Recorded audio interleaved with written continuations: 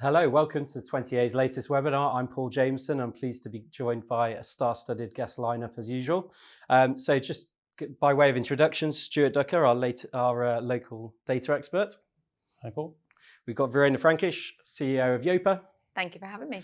And Ian Macbeth, managing partner of Avocado Property. Thanks, looking forward to it. Ian, I will just start with you. I'm going to quickly plug your charity effort because you're 4 marathons into a 10 marathon challenge in 10 weeks. So Yeah, massive congrats on that. That's really impressive. And yeah, if anyone wants to sponsor Ian, please follow it up after the show.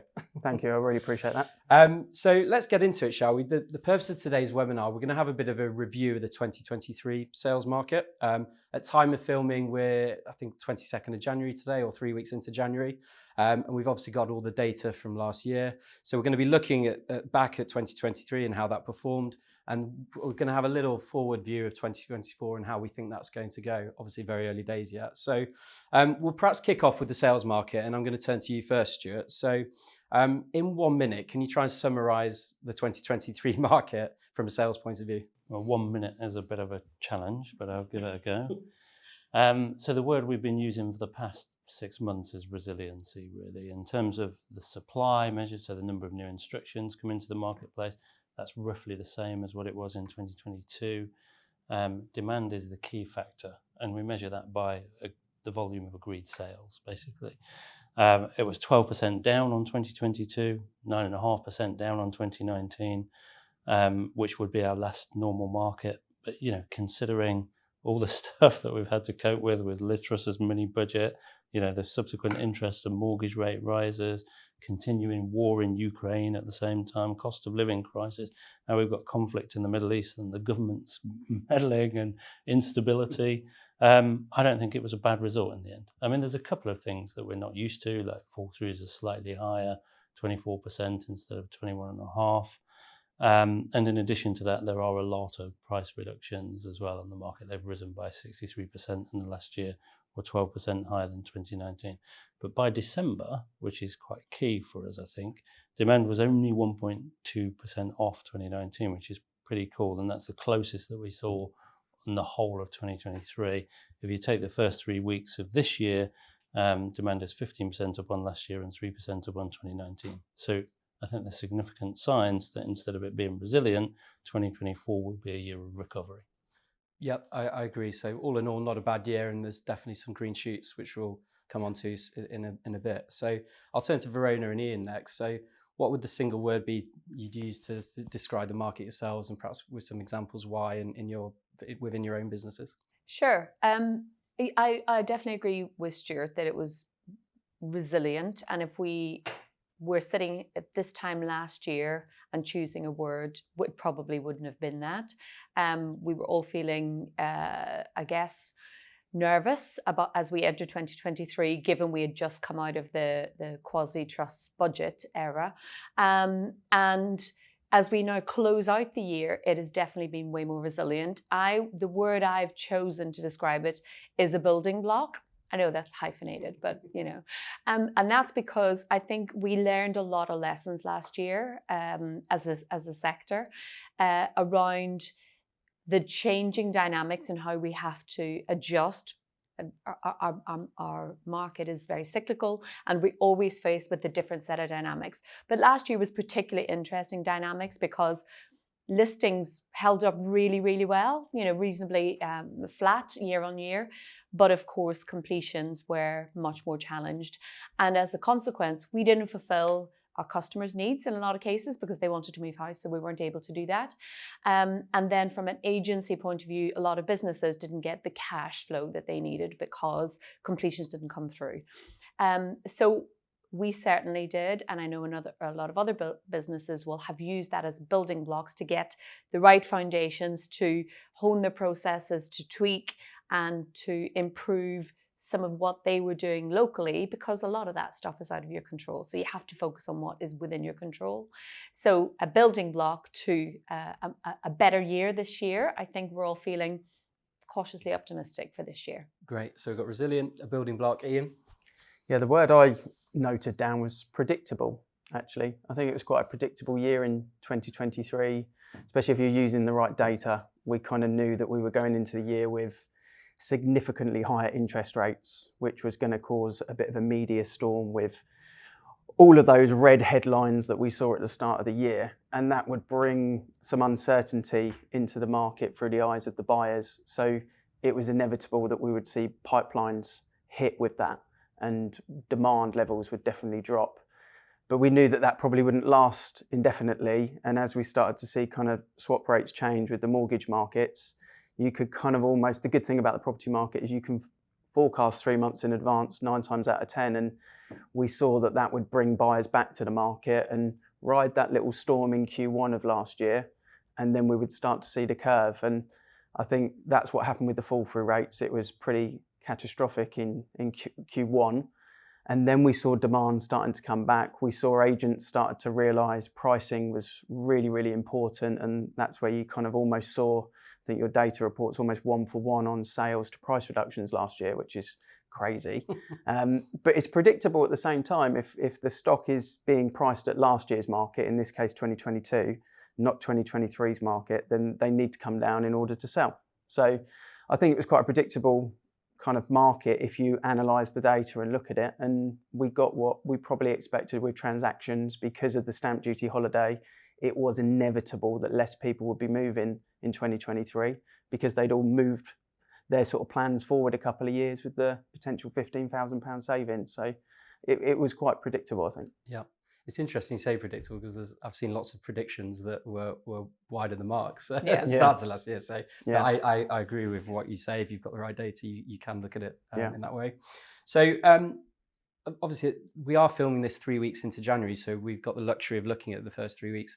I personally have spoken to a lot of agents since the new year, and anecdotally they're telling me the market's pretty good locally and buyers are returning, and actually our data supports that. So if we look at the first 3 weeks of the year from a demand sense, we're kind of 13% up in terms of sale agreeds on the same period last year, and I think more importantly about 3 or 4% up on 2019, which we always refer back to as a normal market. I sometimes get challenged on that, saying there is no normal market anymore, but it's pre-COVID and it's the best thing to refer back to. So I don't know, to the panel, do you think we are in a normal market already or approaching normality? Really difficult to say, too soon to say. All depends when the government cut interest rates, in my opinion. If that happens in between the end of Q1 and the end of Q2, I think the answer to that question is probably going to be yes. If you define normal by 2019 standards, I think most likely the market is going to bounce back next year, I think. This year, Stuart. 2024, all of the things being equal. And the extent to which it will bounce back will depend upon how fast that interest rate comes down, is effectively where my view would be. But approaching normality, I think, yes. For me, there's a couple of things to add to that. The interest rates are clearly a major factor, and that has played such a key part in how our market has evolved over the last 12 months.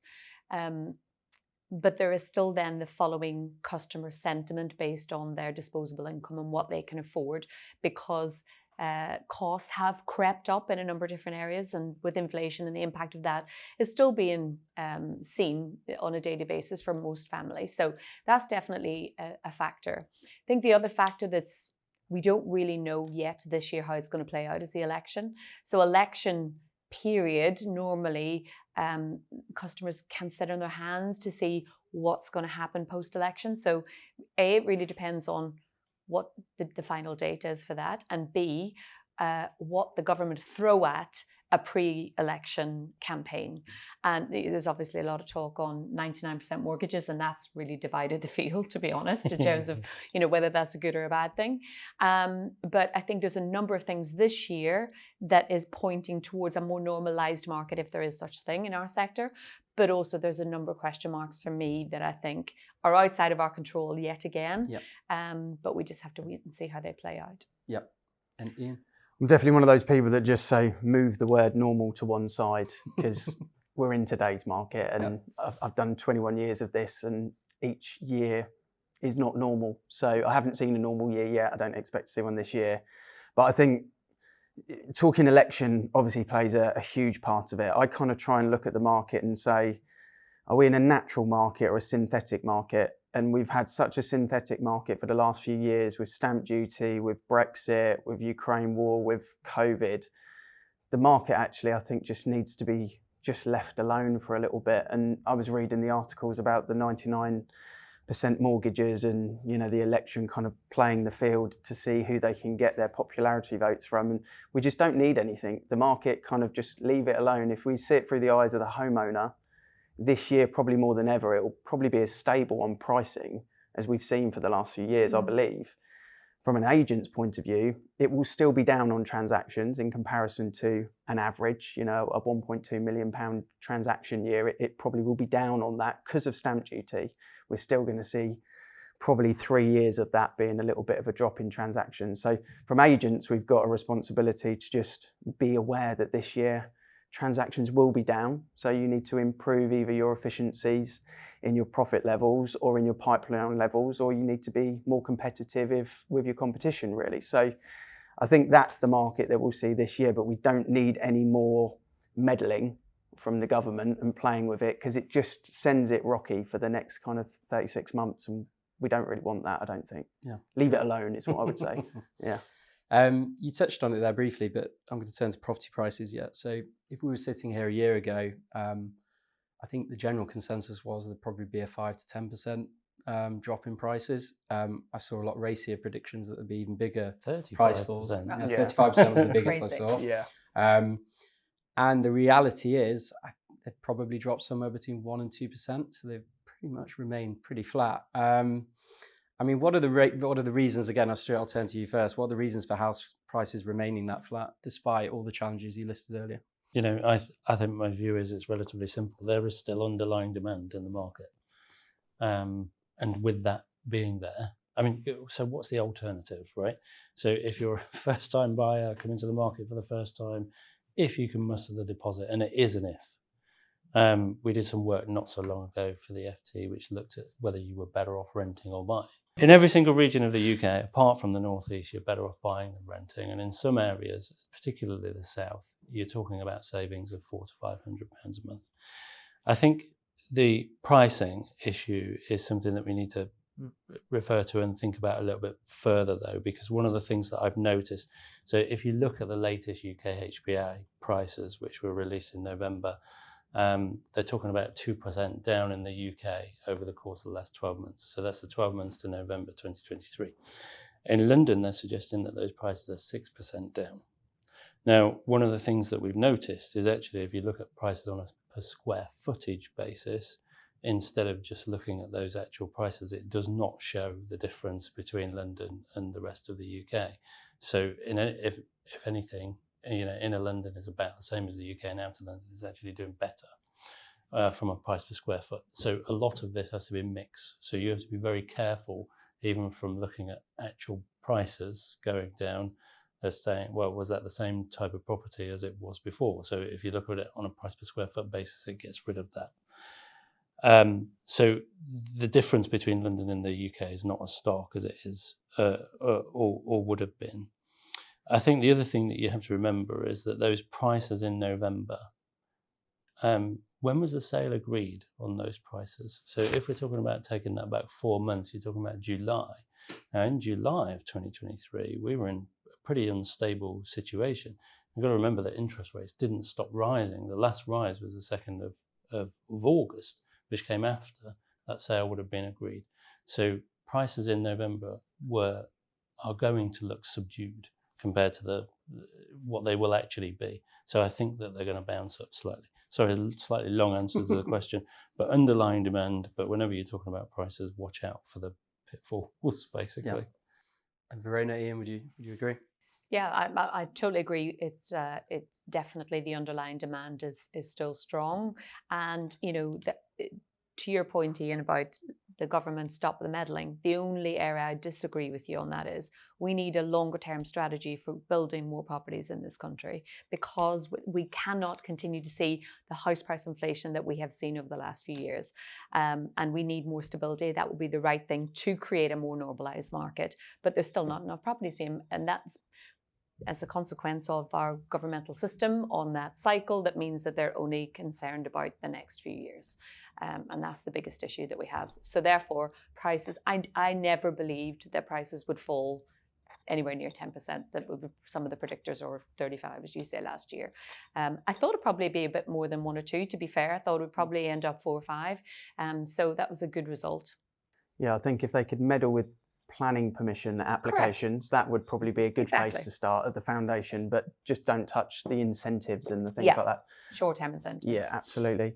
I think available stock, it didn't recover. You know, the available stock levels were so low when things went crazy in 2021, 2022, that we then didn't see the available stock levels increase for a couple of different reasons. Either people didn't move, or there was a lot of withdrawals as well, and the data will probably say that the withdrawal levels were quite high, which as a result, it wasn't really the demand that kept us afloat, it was just the lack of stock that kept the prices where they needed to be in sort of a stabilised environment. The demand didn't necessarily go up to benefit us, it was just the available stock didn't recover from what was an unbelievably low level. So the kind of demand and supply balance didn't really allow the prices to drop significantly, because if people could afford to move, they still moved, and the transactions were so much lower that just kept things level basically in 2023.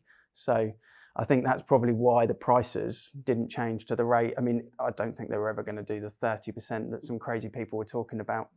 TikTok users maybe. But in terms of, you know, the land registry, I think if you actually looked at the asking price listed, you may see a different picture. It may be more double digits, that properties being listed at X price and then actually selling at a different price. You know, that was probably a big swing, because there was this fake bubble around the lack of properties available. But land registry data doesn't lie, and it wasn't anything too significant really. Yeah. And so obviously the general public or your clients are probably more interested in house prices. For actual estate agents, it's all about transactional volumes really, which we touched on there. They were low compared to recent years. So they've 19% down on 2022, but we knew that was going to happen.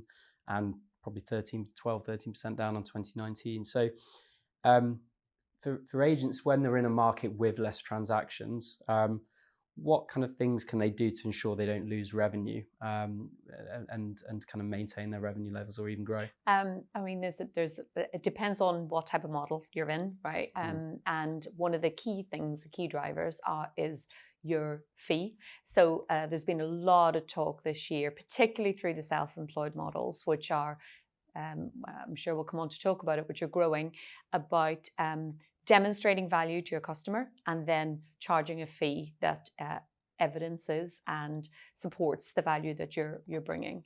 So that's one thing. There's a whole host of range of ancillary products that you can generate revenue from as a business and as an agent. So it's ensuring that you are partnered with the right partners, giving a great service to your customers and maximizing the revenue per instruction and per sale across the board, not just on your fee. So that's something that as a business we work very hard on. We are a low margin model, and therefore those additional services for us are hugely important. Yeah. And Ian, you've kind of diversified a bit recently, haven't you, in looking at other areas around not just traditional agency? I've seen both sides of it. I ran a company with 10 branches that was a traditional model in how we look at estate agency, and now obviously founded a self-employed model that doesn't do it that way. I think what's always important to highlight is estate agency as a model is a high cost, high turnover model, and that means there's a sliver of profit in there. You have to do big numbers to achieve profit levels because your costs are very high. And when we're in this market where transactions are going to be down, and we all knew they were going to be down, they'll be down again this year in comparison to a 22 or a 21, of course. You have to just be a little bit more streamlined with what I call the estate agency magpie effect. Don't worry about all of the little bits and bobs that you could pay for in agency where people kind of, the competition are using X or doing Y. You have to just go, right, what's giving me a strong ROI? What's bringing results in? And not try and have everything. You can't play with all the toys. You have to just focus on a single kind of area for your cost levels. Once you've got your cost levels sorted, exactly as Veronica says there, we want to be looking at fees and your value. And the best way to get a stronger fee is to take yourself out of a competitive environment. And to take yourself out of the competitive environment, you need to have a really good, strong marketing campaign that means your ideal client comes and suits you. If you're just going out to 4 or 5 valuations up against anyone because they're just ringing the list, then it's very hard to push those fees to a high level. You have to bring the client to you and try and be in a non-kind of competing living room. And that comes back to marketing. And obviously estate agency is evolving slowly with its marketing, but it's not quite at the level that a lot of the other industries in and around the world are at the moment. But I think we're improving, but we've still got a lot of work to do on that basis. So that's probably would be my take on it. Can I just add something to that? Yeah, I mean, I'm not sure whether you saw it, but Pi published this morning that thousands of property firms are on the brink of collapse or something. That, I mean, do you two think that there's too much supply in the market at the minute, and actually we'll see some of that reduce in 2024? Well, there's been a lot of consolidation already this year. I think that will continue. Absolutely. Ian's absolutely right. The costs to run an estate agency business have been growing this year. Cost of sales this year and gross sales have increased for most businesses, and because the completion revenue has been diminished, it has been really challenging. So I think there's a lot of the small businesses will revert to those who believe that they can be successful in a self-employed model will go there. Others will go back to a corporate or a high street, but there's definitely more consolidation to come for sure. It's been tough on smaller businesses, I would definitely say.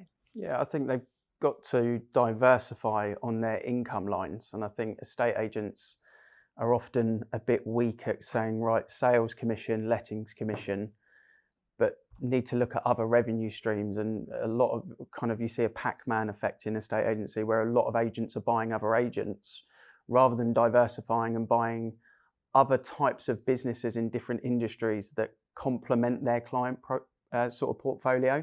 So rather than buying the next agent, why are you not buying the mortgage advisor next door to you? Or why are you not involved in a solicitor firm, and actually looking at how you can share your ideal client? And I think that's probably why we see what we see there, is because a lot of agents do the same stuff rather than diversifying when the market gets difficult. And I think that's the difficulty with agency. There's a lot of incredible agents who are brilliant in the living room and brilliant at selling properties, but they don't necessarily have or develop the skill set to run a business at the same time. And unfortunately, unless you are employed by a company that you're an estate agent, if you're running your own business, you need to do all of those things. And unless you're in a model that supports that, it's challenging. There's a lot of hats to wear. Yeah. So I think in summary for the sales market, it has been a challenging year, but pleasantly surprised it wasn't as bad as it could have been, really. Absolutely. Moving on to the lettings market, which we'll touch on briefly, probably a slightly different picture. Stuart, how would you summarise the lettings market in 2023? Well, there's only 2 words that we use for this internally. One of those is the availability of private rental properties is just at an all-time low.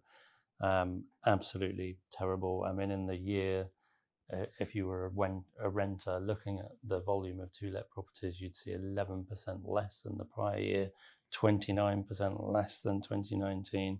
So there's there's not much rental stock to actually choose from. Now, it's true that there has been an increase in supply in 2023 of about 5%, but the vast majority of that is at the high end.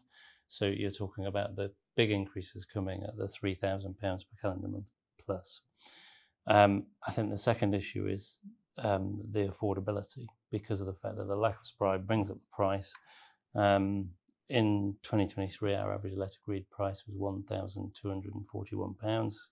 That was 10% higher than the prior year and 29% higher than 2019. So those 2 issues really, availability of properties being low and affordability being high. Now, we've heard a lot about changes in taxation, regulations, Section 21, landlords exiting the marketplace en masse. I'm not saying that that's not happening, but I don't believe it's as important as people are making it out to be. So one of the things that we've noticed is that in 2019, the average renter stayed in their property for 3.6 years. by the time you get to 2023, that's now 4.8 years. And you can't blame them, but if they're staying 32% longer, that means as an agent, you're going to be signing 32% less new tenancy agreements, if that makes sense. So I think it's probably worth pointing out the impact that's having on the marketplace. Yeah, and it makes sense if you know if you change address and know that your rent's going to go up by a lot, you stay Absolutely. put. So Yeah. you can see Absolutely. why that's happening. So And they're also not moving out to move into first-time buyer properties because they, as we've talked about previously, the stretch on income levels is just more challenging. So how do we resolve this? Obviously, rental prices can't continue rising at the rate they are. They have to stabilise or come down eventually. But how do we resolve this, and how do we get more rental stock into the market for this year, perhaps? It's just very, very difficult to be a landlord in today's day and age. You know, the regulations. There's no incentive, is there? No, the taxation. It's you're penalised to be a landlord, and that's evident in the 3% additional. To be a competing buyer as a first-time buyer, first-time seller, and a first-time investor, you are penalised as the investor. So it is very difficult to be a landlord at the moment. But I do think that we will see those price jumps in rental prices ease a little bit this year. I don't think it will be the double digits that maybe we saw last year. And I think that is because there has to be a point where it just gets a little bit too out of control. 29% increase since 2019 is crazy. When you look at average wages in the UK, it's a 15% increase. So it's basically double. And I think some of the data shows that outside of London, it's around 33, 34, 35% of an income for a tenant is on rent, so that doesn't allow them to save to become a first-time buyer. So I do think that's part of the reason why demand this year, especially in the marketplace kind of sub 350, tenants, if they want to move home because they've outgrown their home, they've had kids or they need to change location, the first port of call will be, can I buy before can I rent? Because I don't want to compete with the other 49 tenants looking for the same property that I'm looking for. Yep. So I think as agents for landlords, we've got to do a lot of work to support the ones that are active, to get them into the market. I speak to a lot of people that have had really successful businesses over the last couple of years that have got good cash reserves in their company, and they're now seeing that as an avenue from a tax element of things and from a future planning point of view to kind of almost leverage their company to buy property. And I think they're a great group of people that as agents, we've got to VIP them and support them and look at what they actually want as a property, look at what their long-term plan is, not treat them like a normal buyer, and really try and support them to bring them into the market. I think when we see an exiting landlord that's got a tenant in situ property, we have to be better as agents of how we market that property. I think typically in estate agency, we see that as a negative property to list. We should see it as a real positive property to list for another landlord to buy, because the security of having a tenant in situ is great for a landlord. They don't have the void period that they may have by buying a new investment. So I think we just got to change our outlook. That may be that the way that estate agents look at lettings and sales departments has to be a little bit closer together rather than two isolated departments. But if we work with the landlords properly, educate, support, help, then I think we'll bring more in, and that's definitely what we need. And I think the exiting of landlords, we need to view that portfolio stock, that property managed stock, in a totally different way to how we do it at the moment. Don't just give it to your sales team and expect the negotiator to want to sell it to a landlord. There's no benefit to them to do it, but to the company and to the next landlord, there's a huge benefit. Yeah, interesting.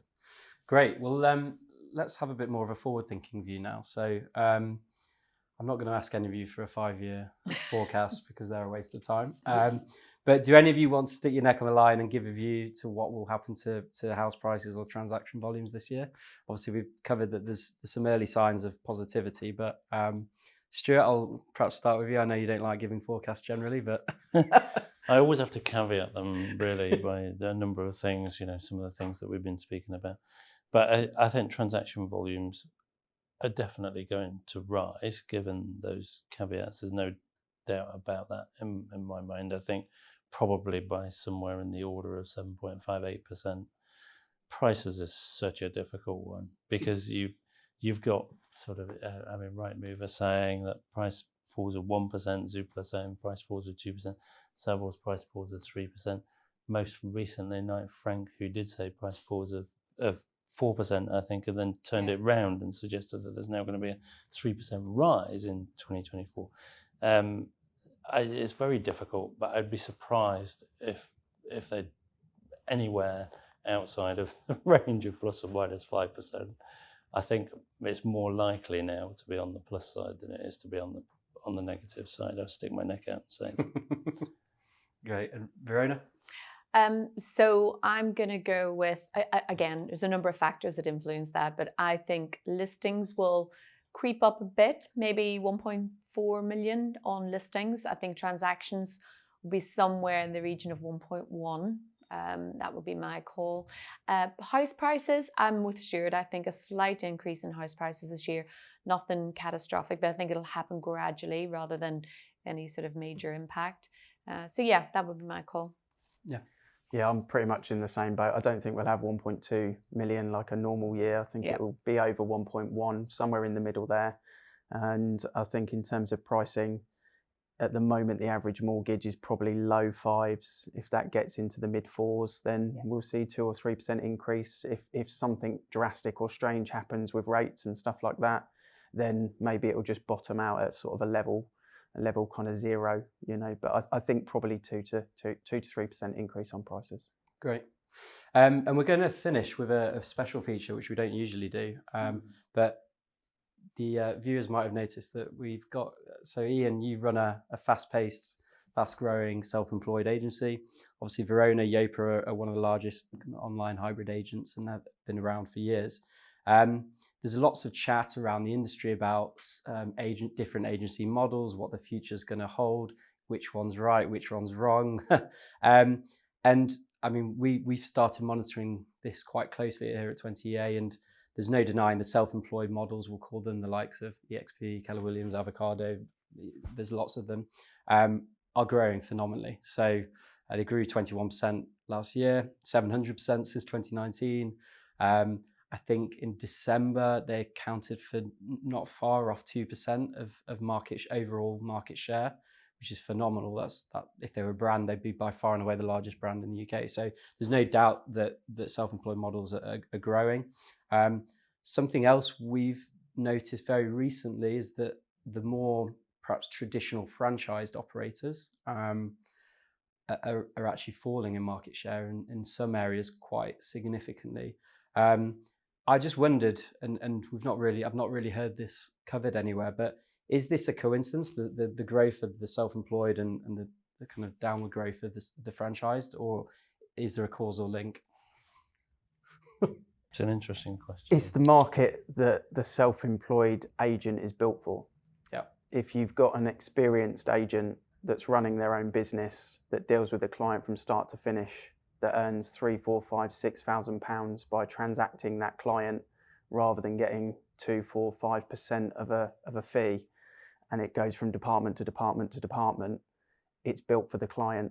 So yes is the answer to that. It's better for the client, and if it's better for the client, then the recommendations come, and as it expands and as we go through time of repeat business, then the client feels that and sees that. So there's a reason why it works in the big countries outside of the UK. It's because the client receives, as long as the agent's the right agent in that context. Not all of those self-employed models that you just listed deal with experienced agents. That's a big difference that I think where that potentially could be debated. But if you've got an experienced agent running their business and you deal with them from start to finish, it's a better experience for the client. More likely to get a better conversion rate on the viewing to offer, on the offer to sale, on the sale to completion. It's not really debatable at that point when you've got an experienced agent that's dealing with everything from start to finish, rather than being passed from department to department. Sounds like I'm selling the model, but that is the fact, and that it's not debatable at that point, really. So I think that's why the growth is there. And I think in agency, you can go from a trainee, climb the ladder, negotiator, lister, branch manager, area manager, director. This gives a different area for the really good agents. You mentioned people that are really good in living rooms, great with clients, some of them are not suited to be management level. They're not suited to be area manager levels, but they do want to earn more money and they want to progress their responsibility. Well, that's where this model is suited, is don't be a branch manager with 6 negotiators. Go run your own company because you've got enough experience to do it, but you want the support of a team environment around you. You haven't got 100 grand in the bank to go and pop up on the high street with your surname. So use a model to kind of leverage that ability to stay part of a community. And that's why I think it's growing. Yeah. And just quickly on, so is there a saturation point for the self-employed model? So if there's a traditional market town, perhaps would have 10 years ago had 10 independent estate agents, a couple of corporates. If with a lot of people joining different self-employed models, potentially you might have 8 or 9 traditional branches and 10, 11, 12 self-employed models if it keeps growing at the rate it is. But surely there's a point where there's not enough business in a town for them all to succeed. Yes and no. You could, if you really, really expand, if that town delivers 100 transactions and 4 big traditional estate agents need 25 transactions each to break even, then they've got a dogfight on their hands. Whereas a self-employed agent might only need 1 transaction a month to be profitable. So then you could have 100 self-employed agents and no corporate. So it depends. There's a threshold for all of them. So yes, but going back to that, what I said at the beginning about high cost, high turnover, the self-employed model for the agent is low cost, decent turnover, much bigger profit margin. Yep. So yes and no. Ian covered a lot there and I won't go over it, but there's a couple of things I would just add to that. There's a range of different models in the self-employed world now, and I will talk about Yopa because you've mentioned it. You guys put us in the hybrid online box. We're a self-employed model with franchises. We just don't have offices. The difference with us is we're a fixed fee model and we're national, so we attract national customers. But we have a different type of model than Avocado does, but it's also different to what EXP or Keller Williams does. So there is a range of models. I think it's brilliant, by the way, that there is now a range of different models within self-employed. I would also say it's not for everybody. And I think the great agents who are good at running a business and good at want to wear all those different hats and see the customer right through the transaction and deal with it, in some cases deal with a small volume, but in other cases can also manage bigger volume because they've built a team around them and their model allows them to do that. So I think it's very difficult to say it's a good or a bad thing. I think it's great, but I think it's only great when the right people with the right level of focus and deliver consistency and processes time after time, day after day. And that's the key. But a estate agency is all about consistency and processes anyway. It's just whether you're doing your own or those determined or defined by your corporate business. Yep. So before we let you both go on that point, so it was really valuable from my learning in particular to hear you speak. But is there a link between, so what's happening with the franchise operations? And it's really difficult because we're talking about people here that are PLCs. Very difficult to make comments and stuff like that. But there is definitely a market share decline there. Is that related in some way, shape? Why do you think that's happening? Because I can't see anything in the data that puts my finger. Maybe it's a consolidation point. Maybe they're taking their eye off the ball a little bit. The point in the data is the recruitment. For the PLC, for the traditional, for the corporate, that's where the problem comes in. Is again, I go back to the costing levels, average wages, etc. To come into a state agency as a 25-year-old, say, that's got a decent bit of life experience and ready to start a new career in agency, you could pretty much go to any other industry and earn more money. So why would you do the extra hours, climb the ladder? So there's not a huge appeal to come in at that level and grow a career in agency. So that causes a bit of a problem on the recruitment aspect at the bottom end. Whereas if a lot of people, as seen, are going into the self-employed model or they're exiting the industry, that puts a real strain on corporates and traditional estate agents because they're losing the good ones at the top end and they're not getting the people, the resources they need at the bottom end because they're going to other industries. And that's probably where the squeeze in quality comes and why you see a decline in the clients they're transacting with. And that is what we are experiencing in the agency industry at the moment.